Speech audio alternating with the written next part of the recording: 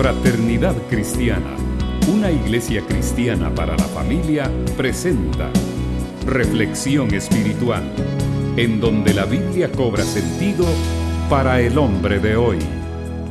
Hay personas que también tienen una relación de temporada con Dios. Están con Dios por temporadas. Solo en determinados momentos u ocasiones se acercan a Dios nuestro Señor. Y eso no es lo más recomendable. Tenemos nosotros que entender que aunque ya viene la temporada de colegios y luego la temporada de feriado de Semana Santa y luego otra vez todas las temporadas de cada año, con Dios la relación tiene que ser constante. Cuentan de aquel que tenía su carro y tenía dudas si le estaban funcionando los pidevías, y le dice a su paisano que había venido del pueblo no muy familiarizado con estos vehículos, y le dice: mira, Nito, allá atrás, decime si enciende la luz del pidevías. Y le dice: ahora sí, ahora no, ahora sí, ahora no. Así son algunos cristianos. Ahora sí están con Dios, ahora no están con Dios. Parecieran cristianos de lucecitas de Navidad.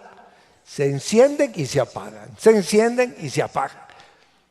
Cuando deberíamos estar nosotros permanentemente con Dios nuestro Señor. Hay quienes solamente buscan a Dios en las festividades. Hay países en los que las personas van a la iglesia solo para Navidad. Ese es su día en el que no faltan a la iglesia. La Navidad y la Semana Santa son dos épocas en las que la gente piensa en Dios y busca alguna actividad espiritual, pero el resto del año se olvida. En la Navidad, pues aunque se habla mucho de Dios y de Jesús y de los ángeles y de los magos y de todas estas cosas, a veces el enfoque se va por otro lado, más por los regalos, por los convivios, por las fiestas y por el feriado. En la Semana Santa se recuerda no al niño que nace en Belén, sino al hombre que muere en la cruz. Y se hace mucho énfasis en la muerte de Jesús, poco en la resurrección de Jesús. Pero estas son personas que viven por temporadas con Dios. Nosotros tenemos que vivir con Dios del 1 de enero al 31 de diciembre, no solo por temporadas. Otros podrían decir que están con Dios en las ceremonias. Hay quienes vienen a la iglesia cuando hay una presentación de un niño o hay un bautizo. Entonces buscan a Dios en la iglesia y piensan en Dios porque están allí debido a la ceremonia. Lo invitan a una boda y usted está en la boda y de veras dice: de veras que hace falta Dios para que el matrimonio dure, perdure y se disfrute. Y está bien que usted esté en las ceremonias, pero está mal que solo vaya a buscar a Dios cuando hay ceremonias, ya sea de bodas, ya sea de funerales. Por cierto, una niña le dice a su mamá: mamá, ¿por qué la novia se viste de blanco? Y ella le dice: ay, hija, es que el blanco es un color que representa la pureza y la alegría, y la novia está en su día más feliz de la vida. Y al rato le dice: mamá, sí, ¿y por qué el novio se viste de negro? Muchos se recuerdan de Dios en las ceremonias, pero estas son personas que nada más viven por temporadas con Dios. No digamos cuando hay dificultades. Cuando hay dificultades, la gente busca a Dios increíblemente.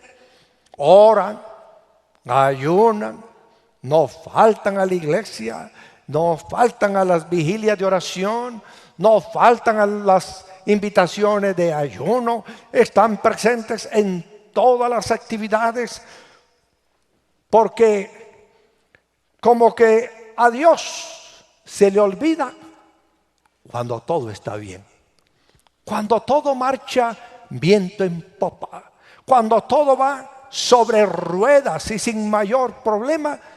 A veces tendemos a olvidarnos de Dios. Pero cuando hay dificultades, entonces sí, Dios mío, ¿dónde estás? Socorro, auxilio. Sale la gran necesidad porque tenemos dificultades. A veces son dificultades por escasez económica.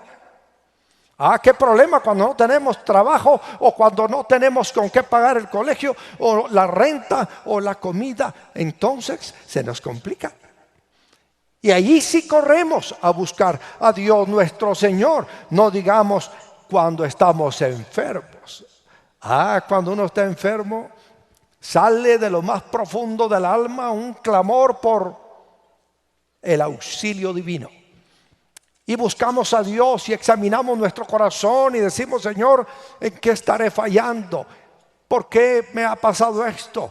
¿Será que he cometido alguna falta? Empezamos a ponernos a cuentas con Dios porque estamos en las dificultades.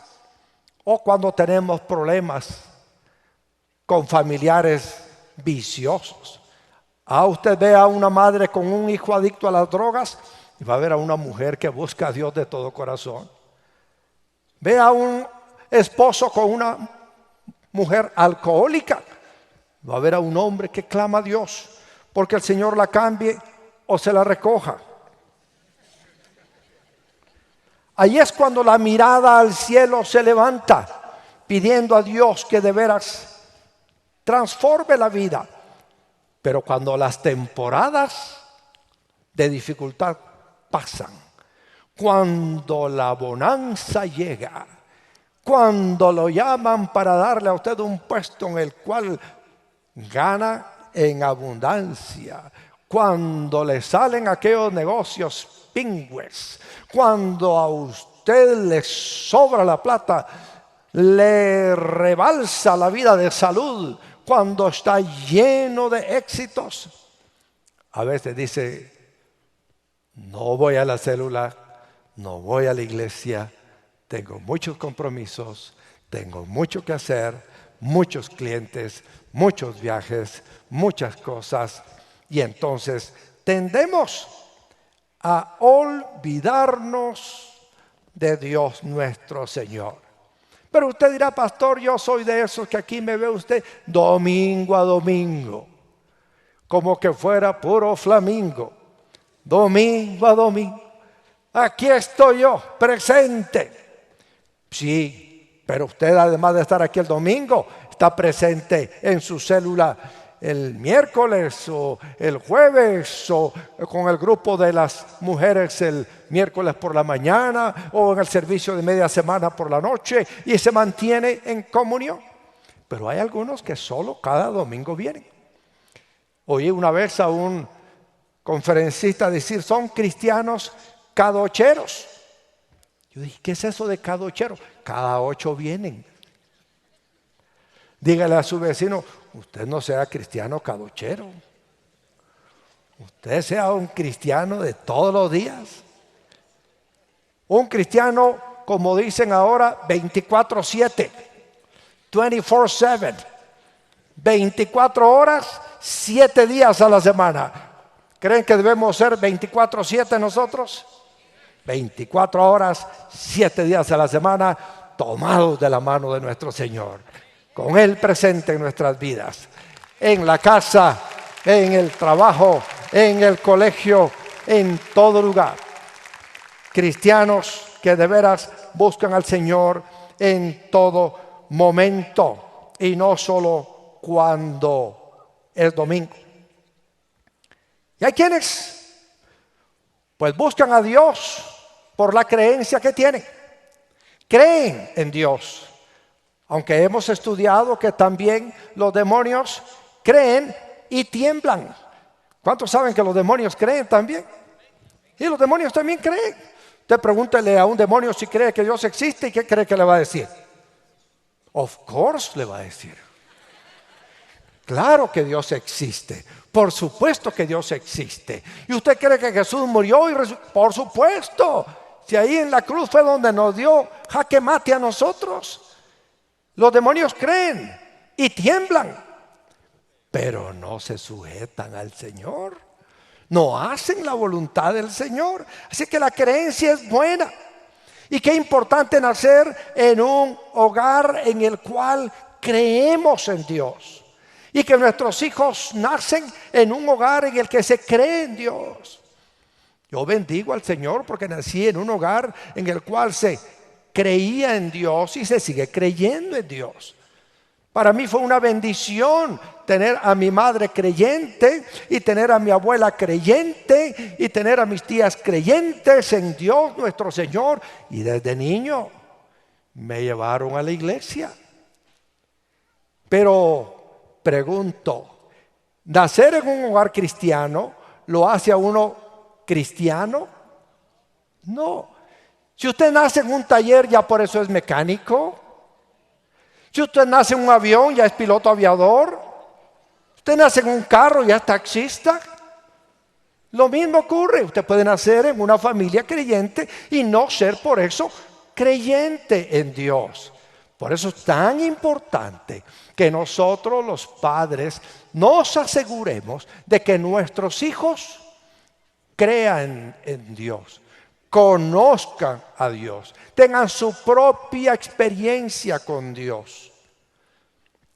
Fue un mes de noviembre, allá por el año de 1961, cuando en una escuela bíblica de vacaciones yo sentí la convicción de confesar mi fe en Jesucristo y recibí a Jesús como mi Señor y Salvador personal. Recuerdo que el presidente de la sociedad de jóvenes que estaba allí en esa actividad, en lo que era mi iglesia bautista, allí ese joven me guió en la oración para recibir a Jesús como mi Señor y Salvador personal. Y luego me bauticé en agua. Curiosamente fue un fin de semana de diciembre, en una pila bautismal que no tenía calefacción. Por poco y me mandan de ahí al cielo, ¿verdad? Pero gracias a Dios la pasé muy bien. Tuve mi propio encuentro con el Señor. Un par de años después el Señor me bendijo con la experiencia del bautismo con el Espíritu Santo y con el don de hablar en lenguas extrañas. Y entré en un mundo y una dimensión nueva. La iglesia bautista se convirtió en doblemente bautista. Creí ahora también no solo en el bautismo en agua, sino en el bautismo con el Espíritu Santo. Pero esa fue ya mi experiencia personal. Ahora que tengo 3 hijos, cada uno de ellos ha tenido que tener su propio encuentro personal con el Señor. Y ahora ya hay 4 nietos y a partir de abril viene el 5º nieto que me han dicho que también se va a llamar Jorge. Así es que entre Jorges nos veremos. Pero lo importante no es que se llame como el abuelo. Lo importante es que conozca al Dios del abuelo, al Dios de señores, Señor de señores, al Creador de los cielos y de la tierra. Qué importante es que nosotros conozcamos a Cristo y que nuestra creencia no sea solamente mental, sino que sea vivencial y que la traslademos como nuestro legado a los hijos.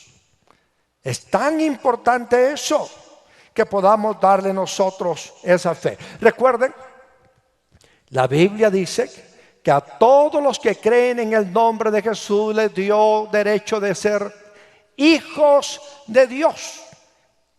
O sea, no basta con nacer en una familia cristiana.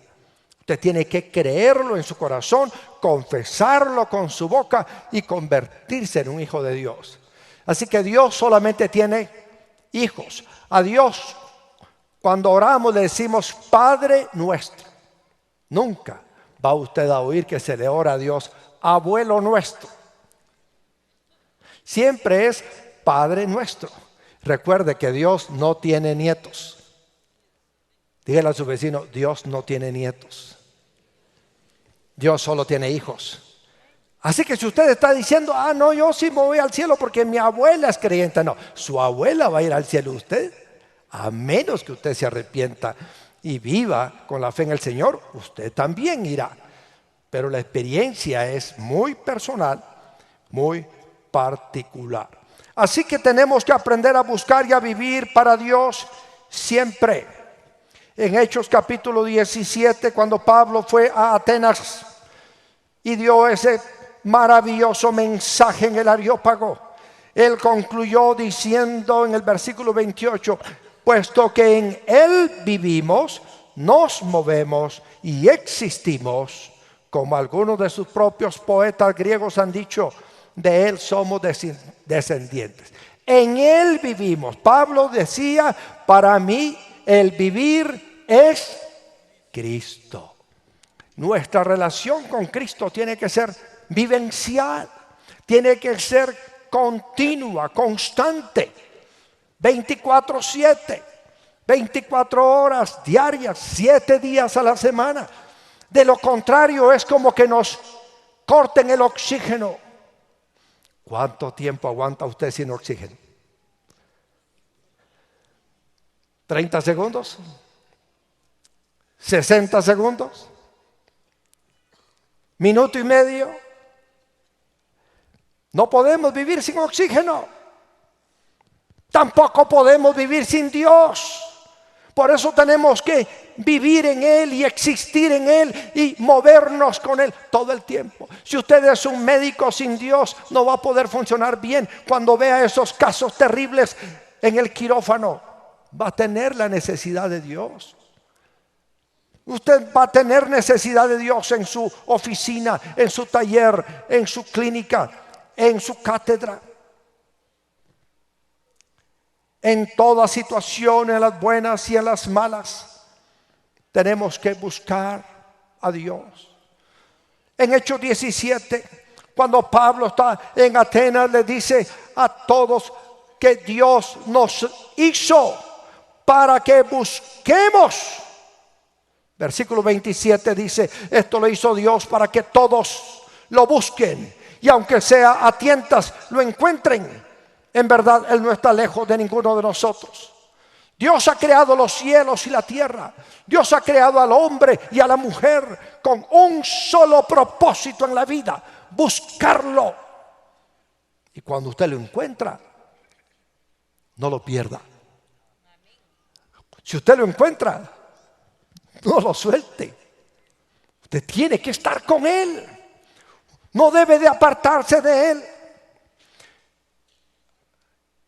A veces hay situaciones buenas y otras situaciones malas. Proverbios 38:9 dice, en la oración de este hombre de Dios, aleja de mí la falsedad y la mentira. No me des pobreza ni riquezas, sino solo el pan de cada día, porque teniendo mucho podría desconocerte y decir, ¿y quién es el Señor? Y teniendo poco podría llegar a robar y deshonrar así el nombre de mi Dios. Dios quiere que usted tenga una vida y vida en abundancia. Pero este hombre hace una oración muy mesurada y dice, Señor, si me das mucho, puede ser, conociéndome lo vanidoso que soy, que me olvide de ti. Con frecuencia oímos historias de la gente. Yo nací pobre, vendía periódicos, me quedaba en la calle, lustraba zapatos, mi padre no me cuidó, no me proveyó, pero yo me esforcé, pero yo estudié, pero yo trabajé, pero yo produje, pero yo soy muy listo, pero yo soy muy inteligente, pero yo soy todopoderoso. Miren lo que he construido: mi casa, mi negocio, mi empresa, mi reputación, mi profesión. se nos olvida de que no fui yo, fue Dios quien me dio la oportunidad. Fue Dios quien me dio la vida. Fue Dios quien me dio la bendición. Fue Dios quien me dio el conocimiento. Y por eso es que tengo que decir, como diría Pablo, por la gracia de Dios soy lo que soy. Y por eso es que si Dios nos da abundancia, no nos olvidemos de Dios. Jamás. Siendo de unos 10 años de edad, un amigo querido, quien ya descansa en la presencia del Señor, me invitó para ir al volcán. Y fuimos al volcán de Pacaya, el más pequeño de Guatemala, el más activo en Guatemala. Nos inundó de arena la ciudad, paralizó el aeropuerto por 5 días. Pero ahí estábamos en el volcán de Pacaya y había tanto aire ese día que arriba teníamos que estar casi a gatas. Yo les quiero decir, hermanos, que en la vida, entre más alto andamos, es más seguro si andamos de rodillas.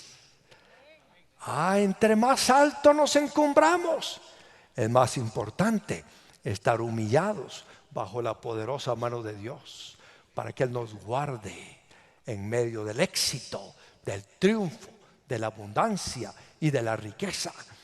Cuando estamos en abundancia, hay que estar en las manos del Señor, para que nos digamos: ¿y quién es el Señor? Si yo solo he hecho todo lo que tengo, no necesito de Dios. O teniendo poco, dice el proverbista, podría llegar a robar y deshonrar así el nombre de mi Dios. Pero hemos aprendido que Dios está con nosotros en lo poco y en lo mucho. Pablo a los filipenses les dice: he aprendido a estar en abundancia y he aprendido a estar en escasez. Todo lo puedo en Cristo que me fortalece. Cuando usted está en Cristo, mi hermano, usted puede estar muy rico o puede estar muy pobre. Él le da la fortaleza. Él le da la fortaleza para poder pasar por los momentos de aflicción, de pobreza, o para pasar por los momentos de riqueza. Porque ¿qué va a hacer usted si el Señor lo prospera y le da millones? ¿Se va a envanecer? Les conté la historia de aquel que estaba malo del corazón y de repente la familia recibió la noticia de que murió una tía de este hombre, muy rica, y que le dejó de herencia $2 millones. Y dijeron: ¿cómo le vamos a dar esta noticia así a este pobre hombre? Se nos va a morir del susto. Primero porque se murió la tía y segundo porque le dejó tanta plata. Buscaron al pastor y le dijeron: pastor, ¿qué hacemos? Yo le doy la noticia, les dijo. Llegó el pastor y dice: hermano Camilo, ¿cómo está? Pues muy bien, pastor. Un poquito delicado el corazón, pero estoy bien, el Señor me está ayudando. Mire, hermano Camilo, ¿y qué haría usted si a usted le regalaran $2 millones? ¿Le daría uno a usted, pastor, para usted y la iglesia? Ahí cayó el pastor enfermo.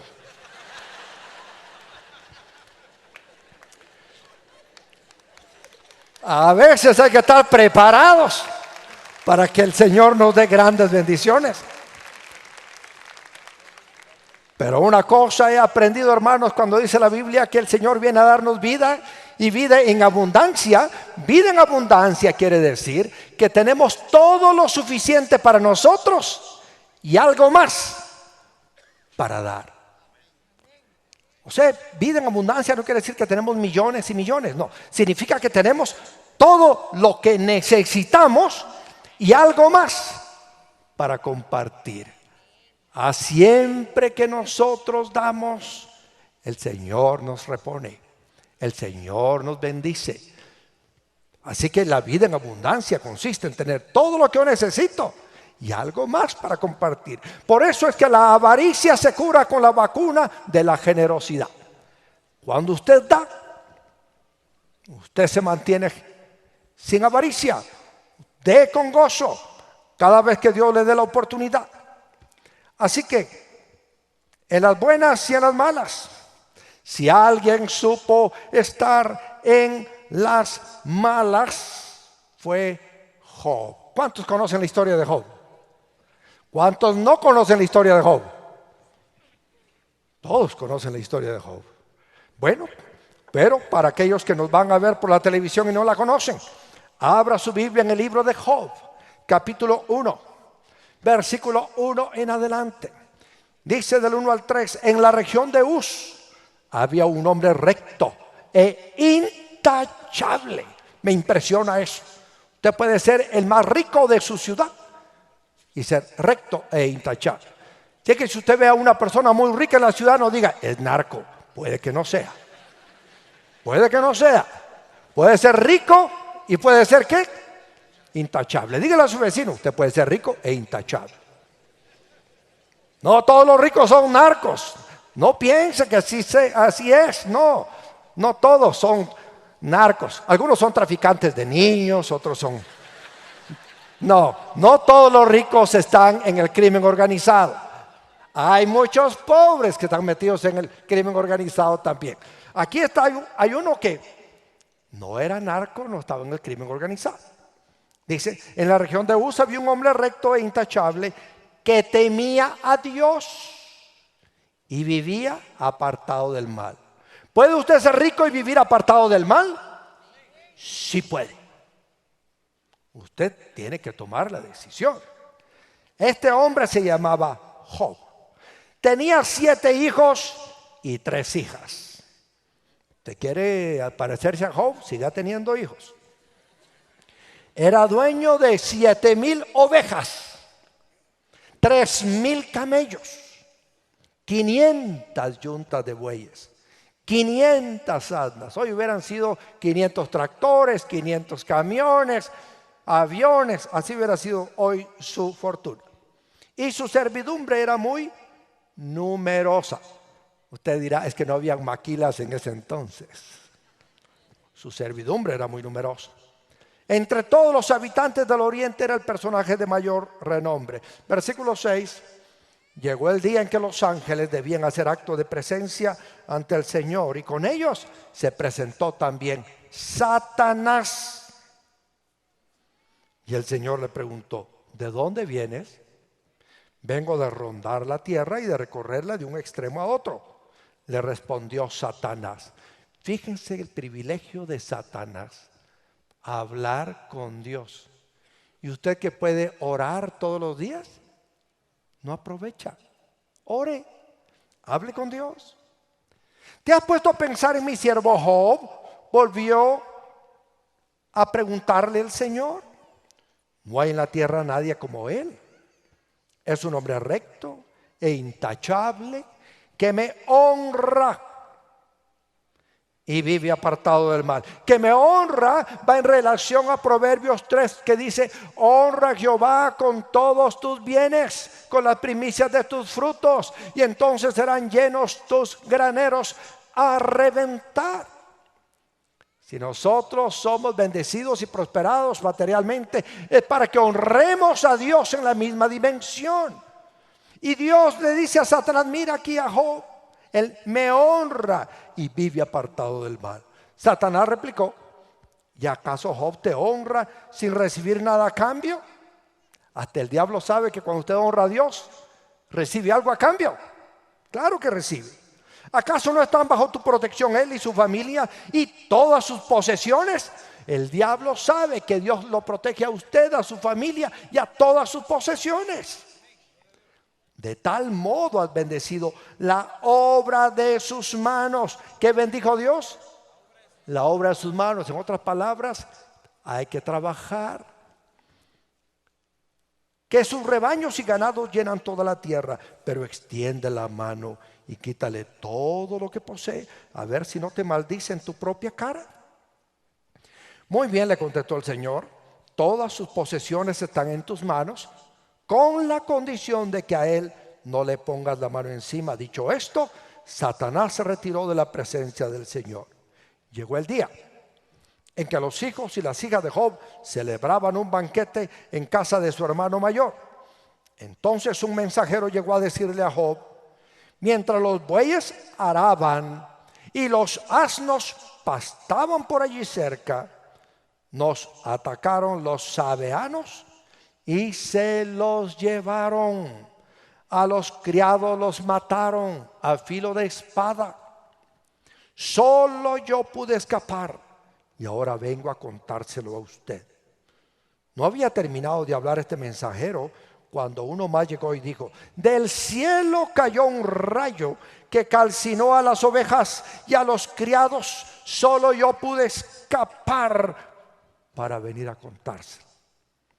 No había terminado de hablar este mensajero cuando otro más llegó y dijo: unos salteadores caldeos vinieron y, dividiéndose en 3 grupos, se apoderaron de los camellos y se los llevaron.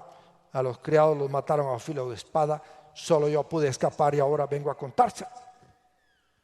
No había terminado de hablar este mensajero cuando todavía otro llegó y dijo: los hijos y las hijas de usted estaban celebrando un banquete en casa del mayor de todos ellos, cuando de pronto un fuerte viento del desierto dio contra la casa y derribó sus 4 esquinas, y la casa cayó sobre los jóvenes y todos murieron. Solo yo pude escapar y ahora vengo a contárselo. Al llegar a este punto, Job se levantó, se rasgó las vestiduras, se rasuró la cabeza y luego se dejó caer al suelo en actitud de adoración. Entonces dijo: desnudo salí del vientre de mi madre y desnudo he de partir. El Señor ha dado, el Señor ha quitado. Bendito sea el nombre del Señor. A pesar de todo esto, Job no pecó ni le echó la culpa a Dios. Esto es vivir con Dios en toda temporada. En temporada de abundancia, en temporada de escasez, en temporada de alegría, en temporada de tristeza, en temporada de vida, en temporada de luto. Porque créanme, a todos nos llega el tiempo y la oportunidad de la vida y de la muerte. Todo hijo experimentará la pérdida de su mamá o de su papá. A veces, a algunos padres les toca experimentar la pérdida de un hijo. La muerte llega. Hace algunos años, precisamente a principios del año, vino un tsunami que arrasó muchas partes del oriente, de Tailandia, de la India. Y muchos perdieron a su familia allí, perdieron sus casas, perdieron todo. Este año las tormentas tropicales han arrasado con muchas casas, muchas cosechas, muchas personas han muerto. ¿Y esto impide que sigamos buscando a Dios? No. Tenemos que estar tomados de la mano de Dios en los momentos difíciles, en los momentos fáciles, en los momentos de dolor, en los momentos de alegría. No podemos apartarnos de Dios porque moriríamos inmediatamente. No soportaríamos el dolor, la presión, la crisis. Corría el año de 1976 cuando un 4 de febrero nos cayó un terremoto terrible en Guatemala que mató a 25,000 personas en cosa de segundos. Me tocó ir a visitar a las iglesias que estaban en Santa María de Cauqué, en Chimaltenango, San Jacinto, todos esos lugares que fueron arrasados. Las construcciones de adobe se vinieron, los techos de teja aplastaron a la gente. Y me encontré ahí en Santa María de Cauqué con gente que yo conocí y que visité muchas veces en la iglesia, que me decían: pastor, murió mi esposa, mis 7 hijos, mi papá, mi mamá, solo yo he quedado. ¿Y qué hace usted? Cuando en pleno siglo XX, o ahora que ya estamos en el XXI, ocurre una de estas tragedias. Job es un buen ejemplo. Él dijo: Señor, yo salí desnudo del vientre de mi madre, y cuando parta de esta tierra no me voy a llevar ni una vaca, ni un carro, ni un terreno, todo. Al contador general de John D. Rockefeller le preguntaron unos reporteros: señor contador, ¿y cuánto dejó el multimillonario, el primer billonario del mundo, John D. Rockefeller? Y él respondió con una sola palabra: todo. ¿Cuánto vamos a dejar cuando nos muramos? Todo. Por eso de hoy un buen diezmo, hermano, una buena ofrenda. ¿Qué está esperando usted? Cuando se muera no va a poder dar nada. Ahora es que puede dar. Ahora es que puede invertir en la obra del Señor. Ahora es que puede ayudar y bendecir a su propia familia. A la vida es diferente. Pasan cosas. Miren lo que le pasó a los discípulos en Hechos 5, 41 y 42. Ellos hicieron una gran labor, hicieron un milagro, sanaron a un cojo, entró saltando por el templo. Fue la noticia de primera plana en Jerusalén. Cojo de 40 años es sanado milagrosamente por Pedro y Juan. ¿Qué creen que le hicieron a Pedro y a Juan? ¿Un monumento por haber hecho ese milagro? Los metieron presos, los somataron a los pobres, les pusieron la capucha con gamesán. No, eso no lo usaban, pero usaban peores cosas. Los azotaron, les dieron con látigo. Y dice en el versículo 41 de Hechos 5: así pues los apóstoles salieron del consejo llenos de gozo por haber sido considerados dignos de sufrir afrentas por causa del nombre. Si usted sufre por causa de Cristo, gócese de ser tomado por digno de sufrir afrentas por causa de nuestro Señor. Y el siguiente dice: y día tras día en el templo y de casa en casa no dejaban de enseñar y anunciar las buenas nuevas de que Jesús es el Mesías. Estos eran discípulos 24/7, 24/7, 24 horas, 7 días a la semana. Estaban sirviendo al Señor. Cuando usted amanezca cada lunes, recuérdese que ese lunes, ese día es del Señor y para el Señor. Haga lo que haga. Mientras usted esté quitando uñas encarnadas, dele gracias a Dios que no es la suya la que está quitando. Mientras usted está enseñando a los alumnos, dele gracias a Dios que usted ya graduó y ahora es maestro. Pero alabe al Señor todos los días, en el templo y por las casas. Por eso es que animamos a asistir semanalmente a la congregación el domingo, o el sábado, o el martes, o el miércoles, pero también a una célula, porque los discípulos se reunían en el templo y por las casas. ¿Dónde se reunían los discípulos? En el templo. ¿Y qué? Por las casas. Ir a una célula es parte crucial para vivir una vida cristiana genuina.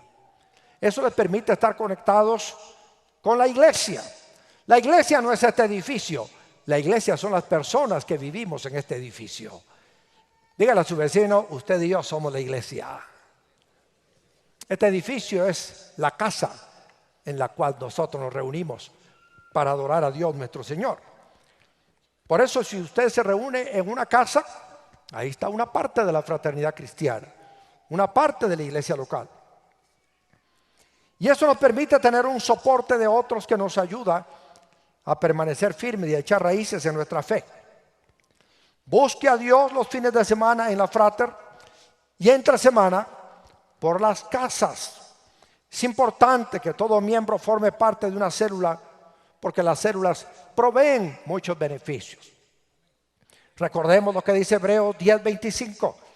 No dejemos de congregarnos como acostumbran a hacerlo algunos, sino animémonos unos a otros, y con mayor razón ahora que vemos que aquel día se acerca. Aquel día se acerca, hermanos, el día de la venida del Señor. El día que usted se muere, el Señor viene por usted. Y ese día ya se acerca, hermanos. Créanme que ya se acerca. Para algunos de los que estamos aquí, bien cerca está. Así que no dejemos de congregarnos, porque aquel día se acerca. El día en que el Señor vendrá por nosotros, que somos su iglesia, para llevarnos a su presencia. Vendrá el famoso rapto por todos de una sola vez. Pero mientras llegue ese rapto por todos de una sola vez, ya viene uno por uno. Y dice, esta parte de la iglesia me gusta, esta también, me la llevo hoy. Así que tenemos que aprovechar hoy que estamos vivos, porque mañana quizás estemos con Abraham y Jacob, platicando de cosas muy hermosas. Pero cuando va usted a una célula, experimenta la comunión extra iglesia y extra célula, porque ahí hace amigos.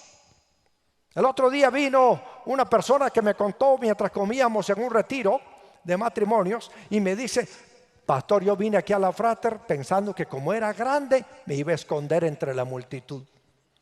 Pero en eso usted dijo, los que quieran entregar a Cristo su corazón, levanten la mano, y cuando sentí yo la levanté, y cuando sentí estaba al frente, y cuando sentí me tenían ahí en la facultad de liderazgo, y es muy grande la iglesia, pero no me perdí. No me pude esconder, rápido me identificaron, rápido me ayudaron, me consolidaron, me enseñaron. Y ahora, pastor, estoy sirviendo en una célula. Eso es maravilloso. Que usted no se quede desconectado, que se conecte a una célula para que tenga amigos. A veces usted dice, yo quisiera irme a tomar un café, pero qué aburrido ir solo. Llame a uno de la célula. Si no tiene a quién llamar, pues busque en la oficina, en los centros de información, donde están las células. Vaya, intégrese y tendrá con quién ir a conversar, con quién recibir apoyo cuando hay necesidad. Ahí podrá usted llevar a sus parientes y amigos con más facilidad a una célula para que ellos conozcan del Señor. Y ahí recibirá ese discipulado efectivo. Se cuida de todo nuevo convertido a quien se le asigna a alguien ya maduro en la célula para que lo disipule y le enseñe todo lo que Jesús nos enseñó. Y se encarga de inscribirlo en la facultad de liderazgo para que aprenda en 8 meses la doctrina básica de nuestra fe, la visión de la Frater y los principios de liderazgo para apoyarnos en la visión. En la célula usted va a recibir capacitación bíblica permanente, pastoreo personalizado. Yo sé que todos los 20,000 miembros de la Frater quisieran hablar con el pastor todos los días, pero no se puede. Por eso que tenemos muchos pastores en las células.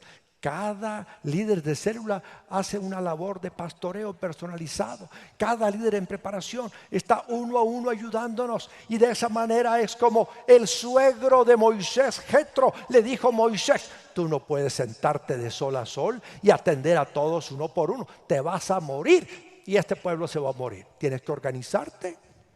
Y ahí nace el primer curso de administración bíblico. Cuando se organiza Moisés seleccionando a 70 hombres que no aman la avaricia, de buen testimonio, rectos, para que le ayuden a resolver los problemas. Y divide a Israel en grupos de 1,000 con encargados de 1,000, grupos de 100 con encargados de 100, grupos de 50 y grupos de 10 para que pueda resolver ahí los problemas. Y solo los que no se puedan resolver, que de veras no puedan, ni el encargado de 10, ni el encargado de 100, ni el encargado de 1,000, ni el encargado de los 70, entonces solo lo que no se puede resolver, que te lo suban a ti, Moisés. Y ese principio administrativo, bíblico, funciona. No puede existir una iglesia tan grande sin existir grupos tan pequeños que ofrezcan estos beneficios a la congregación. Así que usted conéctese en una célula por las casas y también en lo secreto, en la intimidad de su hogar. Ore a Dios su Señor en todo momento. Mientras trapea la casa, ore al Señor. Mientras cuenta sus millones, ore al Señor. Ore al Señor en todo momento. Mañana, tarde y noche clamo angustiado y Él me escucha, dice el Salmo 55, 17. Mateo 6:6 dice: mas tú cuando ores, entra en tu aposento y cerrada la puerta, ora a tu Padre que está en secreto, y tu Padre que ve en lo secreto te recompensará en público. Lea y practique su palabra todos los días de su vida. Segundo a Timoteo 3:16 y 17 dice: toda la escritura es inspirada por Dios y útil para enseñar, para redarguir, para corregir, para instruir en justicia, a fin de que el hombre de Dios sea perfecto, enteramente preparado para toda buena obra. ¿Usted quiere ser una persona perfecta? Lea la Biblia, crea la Biblia, practique la Biblia, predique la Biblia, y usted va a llegar a ser una persona perfecta. Repase y aplique las notas de sus lecturas bíblicas y las que toma de cada mensaje. Traiga su libro de notas, anote las lecciones que Dios le da a través de cada predicación o de cada lectura que usted hace de la Biblia. Y tome tiempo para leerlas, para repasarlas. Josué 1:8 dice: recita siempre el libro de la ley y medita en él de día y de noche. Cumple con cuidado todo lo que en él está escrito. Así prosperarás y tendrás éxito. ¿Cuántos quieren prosperar? ¿Cuántos quieren tener éxito? Recita la Biblia, lee la Biblia, practica la Biblia y tendrás éxito. Dios merece nuestra adoración todos los días de nuestra vida, y no una adoración por épocas, por temporadas. Decida hoy buscar y vivir para Dios en toda situación, en las buenas y en las malas, en todo lugar, en la iglesia y por las casas, en lo secreto, al orar, leer la Biblia y repasar sus notas para aplicarlas, y en público. Esperamos que logre poner en práctica este mensaje de edificación y bendición para su vida. Comuníquese con nosotros al PBX 502-2243-2243 o escríbanos a nuestro correo electrónico info@frater.org o visítenos en nuestra página de internet www.frater.org, Ciudad de Guatemala.